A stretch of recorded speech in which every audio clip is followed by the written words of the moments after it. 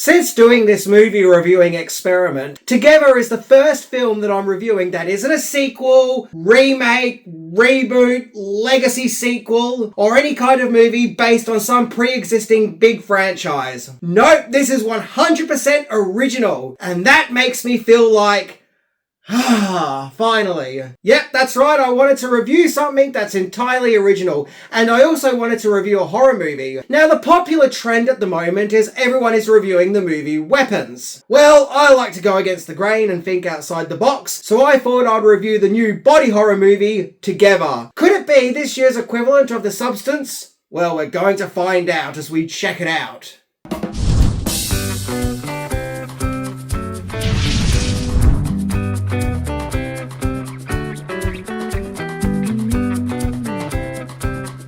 Firstly, I'm not expecting this video to be getting many views, sadly, as Together has kind of slipped by unnoticed here. It hasn't gotten the same level of recognition as your Supermans and your Fantastic Fours. In fact, when I went to the movie theatre, it was literally empty. I was the only one there. Look at this, I swear I'm the only one in this movie theatre. Like, I've literally got it all to myself. Oh wow.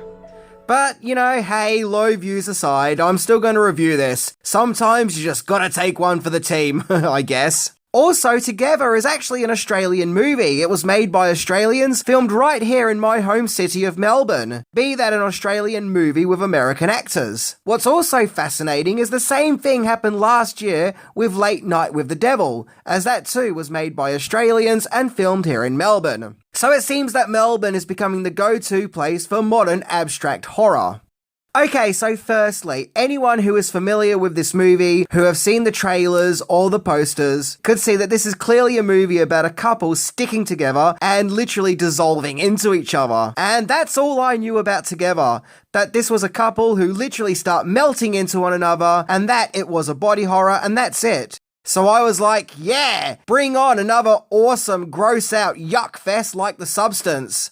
But in all seriousness, I actually found this movie to be really sad. Because at its core, to me at least, what it's really about is a young couple who are going through relationship difficulties and struggling to come to terms with the fact that maybe they aren't right for each other. You know when you're young and you're with someone and you have that feeling in your head that despite your intense feelings for each other, that this probably really isn't the person for you and that you really shouldn't be together? And the struggles of dealing with that because you don't want to face the painful reality. Once again, this is what I took from the movie, so I found it more sad than shocking, but that doesn't take away from the movie itself.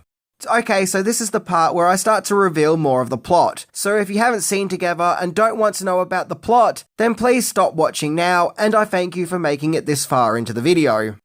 Okay, so the story focuses on a young couple, that being Tim, played by Dave Franco, and Millie, played by Alison Brie. They live in the city, but move to the countryside after Millie gets a job teaching at an elementary school. And right away, you can tell this is a relationship in turmoil. Tim is clearly not really into the relationship, and misses his freedom of playing in his band and hanging out with his friends. And Millie is desperately trying to make it work and convince herself and her friends that Tim is the perfect guy for her, despite the fact that unlike her, he doesn't have a stable career or a car. Yeah, that's actually a big issue in this relationship. But regardless, they both decide to make a go of it and set up shop in the countryside. I actually really like the Millie character. I found her really kind and sweet and almost has a innocence naivety about her. I felt bad seeing her trying to laugh off problems in a sort of bubbly, it's not that much of a big deal kind of way. And yeah, that really did make me feel bad for the character. That she's trying so hard to be happy and cheery and make it work, despite the fact that Tim's heart just really isn't in the relationship. However, things take a sinister turn, where while exploring the town on a nature hike, the young couple fall for a cave which may or may not be a rundown temple for a cult, where due to being stuck there and dehydrated, they drink from a puddle in the cave. In other words, creepy, rundown cult temple cave water. They get out the cave, but in the following days, things get weird where now, suddenly, Tim has a sort of addiction to Millie. He just can't seem to keep away from her, with his situation almost being like a drug metaphor, like he just needs her no matter what, or otherwise he physically starts to suffer. At first, Millie is angry and frustrated with Tim's new weird behaviour, where we sort of have these roles reversal, where she herself is now the apprehensive one and considers breaking up. But then she too starts to get addicted to Tim, where some force is literally binding them together and trying to force them to physically connect, both emotionally and biologically. Once again, I can't help but feel like a huge part of the movie is an allegory for forcing yourself to be with someone when clearly it's not meant to be, and the hardships and ill feelings that grow from not doing the right thing and just being complicit, rather than facing reality. In fact, in the movie itself, in a really intense, horrific scene, the Millie character says, if we don't split now, it'll be much harder later. And if you know the scene that I'm talking about, you'll know the double entendre of that line. I also think Together explores the difficulties and challenges of past trauma, and how you have to face your trauma. Because if you keep burying it and burying it and burying it, it'll just keep coming back to haunt you, and will take control and get in the way of your life. I just want to add that these aren't definitive themes of the movie, just what I took away from it. So to wrap up, the movie is fine. It wasn't a masterpiece, and there probably was potential to do more with the story and concept than what we got. I think at the end it does cut off a little short without reaching its full potential. But it was a very intriguing story played by two wonderful actors who just had the right chemistry with each other, who just played perfectly together when they were meant to be loving towards one another or frustrated towards each other. And so, yes, they got the casting right, because if the chemistry between the two main leads wasn't right, then the movie wouldn't have worked.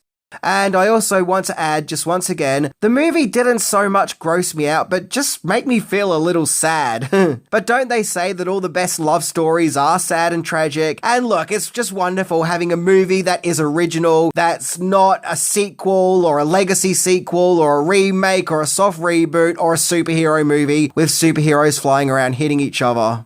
Oh, and just to let everyone know, there is a scene featuring dogs in distress. So just keep that in mind, as I hate seeing dogs in distress or suffering in movies. Even if it's not real, it's just not to my taste. And I'm never going to look at the Spice Girls song When Two Become One the same way ever again. And just remember, if you ever find yourself in a creepy cave that may secretly be a cult shrine, just don't drink the creepy cave cult shrine water. Okay, everyone remember that? Well, that was one weird movie, if you know what I mean. See ya!